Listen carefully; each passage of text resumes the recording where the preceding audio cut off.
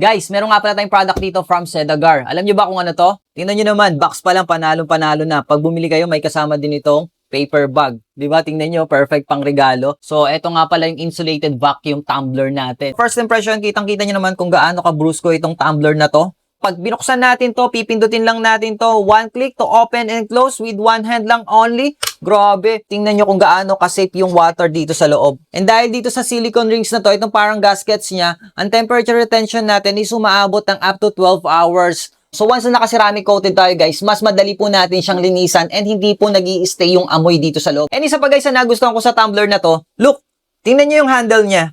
'Di ba? Very wide po siya, comfortable grip, and easy to carry. Kaya kung ikaw ay nag-work sa office, or pwede mong gamitin to sa schools, kahit saan, kahit na nagta-travel tayo, nag-gym. And guys, no, kapag sasakyan nga pala, is perfect na perfect tong butas na to, dun sa lagayan niya. Ayan, 'di ba? So get yours now. Nandiyan lang yung link natin sa comment section. Thank you!